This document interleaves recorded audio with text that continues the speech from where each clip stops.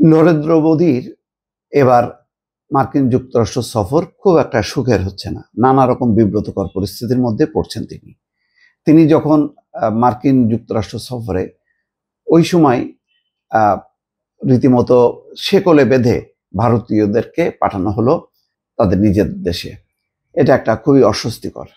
আরও অনেকগুলো ঘটনা ঘটেছে, যেমন একেবারে পরিষ্কারভাবে বলেছে যে বাণিজ্য যে ব্যবধান সেটা কমাতে হবে, সেই জন্য যুক্তরাষ্ট্রের অস্ত্র কিনতে হবে, যুক্তরাষ্ট্রের যুদ্ধ বিমান কিনতে হবে, এবং মোটামুটি মেনেই নিচ্ছে।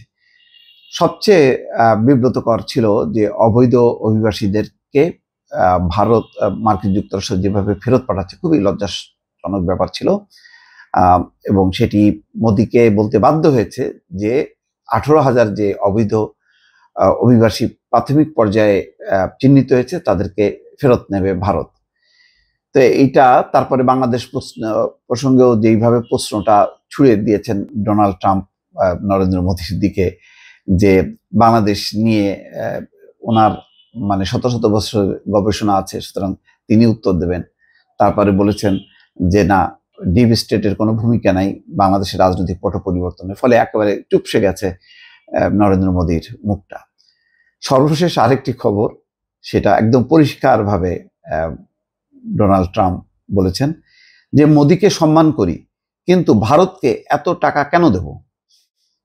সেটা হলো যে অনুদান বাতিল করেছে, সেটা হলো ভারতীয় ভোটারদেরকে কেন্দ্রমুখী করার জন্য, অর্থাৎ ভোট কেন্দ্রমুখী করার জন্য উৎসাহ উদ্দীপনা দেয়া, প্রচারণার খাতে 182 কোটি টাকা তারা দিত মানে ভোটের সময়, সেইটা বাতিল করেছে।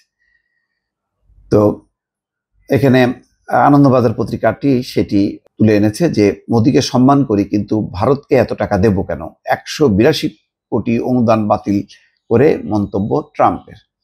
সম্প্রতি মোদী আমেরিকা সফর সেরে এসেছেন, ট্রাম্পের সঙ্গে তার বৈঠক হয়েছে। ট্রাম্প জানান তিনি ভারত এবং মোদীকে সম্মান করেন, কিন্তু 182 কোটি টাকা অনুদানের প্রয়োজনীয়তা নিয়ে প্রশ্ন তোলেন। ভারতে ভোটারদের বুথমুখী করতে 182 কোটি টাকা অর্থাৎ $2,10,00,000 অনুদান দিত আমেরিকা। ডোনাল্ড ট্রাম্প ক্ষমতায় আসার পর সেই অনুদান বাতিল করে দেওয়া হয়েছে। আমেরিকায় ইলন মাস্কের সরকারি দক্ষতা বিষয়ক দপ্তর কিছুদিন আগে সেই অনুদান বাতিলের ঘোষণা করেছে। সেই ঘোষণাকে সমর্থন করলেন প্রেসিডেন্ট ট্রাম্পও। তার প্রশ্ন, কেন ভারতকে এত টাকা আমরা দিতে যাব? ওরা তো আমাদের থেকে অনেক টাকা কর নেয়, ওই যে খোঁচা যে আমাদের পণ্যের উপর অনেক তারা ট্যাক্স বসায়, তো ওই বলছে যে ওরা তো আমাদের থেকে অনেক টাকা কর নেয়, তাহলে কেন দেবো? হিসাব নিকাশ ডোনাল্ড ট্রাম্পের কাছে কোনো খাতির নেই, তুমি যেই হও। এইটা এবার হাড়ে হাড়ে বুঝতে পারছে নরেন্দ্র মোদী। ফলে মোদী আমেরিকা থেকে কিছু নিয়ে আসার বদলে বরং দিয়ে এসছে। আবার এমন না যে তাকে আঞ্চলিক একেবারে অধিপতি মেনে দিয়েছে, বলেছে যে বাংলাদেশ সহ আশেপাশের যতগুলো দেশ আছে সব তোমার দায়িত্ব, তুমি যেভাবে চাইবা সেইভাবে তারা চলবে, এমন অথরিটিও কিন্তু ট্রাম্প মোদীকে দেয়নি। সম্প্রতি ভারতের প্রধানমন্ত্রী নরেন্দ্র মোদী আমেরিকা সফর সেরে এসেছেন, ট্রাম্পের সঙ্গে তার বৈঠক হয়েছে। ভারত এবং মোদীকে সম্মান করে জানিয়েছেন ট্রাম্প, কিন্তু তা সত্ত্বেও ভারতের জন্য এই বিপুল পরিমাণ অর্থ খরচ তিনি মেনে নিতে পারছেন না। ট্রাম্প বলেন, আমরা $2,10,00,000 কেন ভারতকে দিচ্ছি, ওদের অনেক টাকা আছে। তারপরে বলতেছে যে ওদের অনেক টাকা আছে, আমাদের থেকে ওরা অনেক কর নেয়, ওদের করের পরিমাণ এত বেশি বলে আমরা সেভাবে বাণিজ্য করতে পারি না। এরপরেই মোদীর কথা উল্লেখ করেন ট্রাম্প, বলেন ভারত এবং তাদের প্রধানমন্ত্রীকে আমি যথেষ্ট সম্মান করি, শ্রদ্ধা করি, কিন্তু তাই বলে ভারতে ভোটের হার বৃদ্ধির জন্য $2,10,00,000 মানে কেন? অনুদান বাতিলের নথিতে স্বাক্ষরের পর এই মন্তব্য করেন ট্রাম্প। গত রোববার ভারতের এই অনুদান বন্ধের কথা ঘোষণা করেছিল ইলন মাস্কের দপ্তর। শুধু ভারত নয়, তারা জানিয়েছিল সারা বিশ্বেই বিভিন্ন খাতে বরাদ্দ বাতিল করা হচ্ছে। ইলন মাস্কের দপ্তর এই সমস্ত বরাদ্দ তাদের প্রয়োজনীয়তা বিশ্লেষণ করেছে, তাদের যেগুলো বাড়তি মনে হয়েছে সেগুলো বাতিলের সিদ্ধান্ত নিয়েছে ও পড়েছে মোট $72,30,00,000 অনুদানে।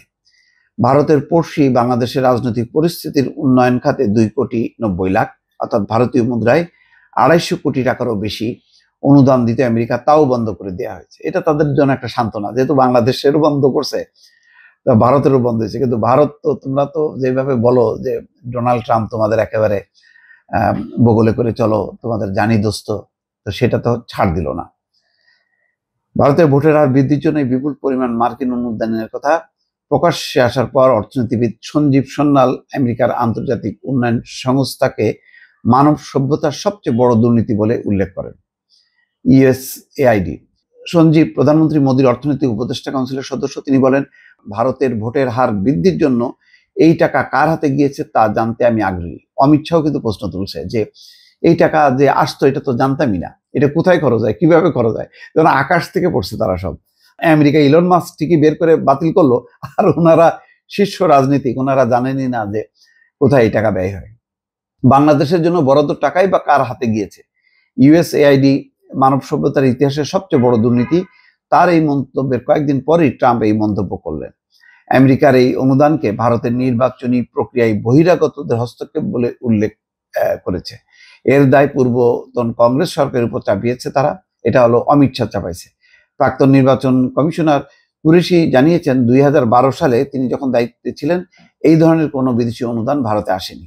মানে এখন গবেষণার ব্যাপারে হয়েছে যে তাদের এই অনুদান কোথা থেকে আসতো। হ্যাঁ, এখন বাতিল হওয়ার পর হুশ হয়েছে।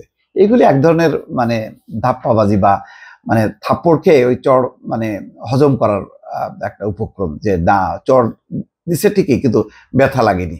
এখন ভারতের ওই অবস্থা। দর্শক ভালো থাকবেন, আল্লাহ হাফেজ।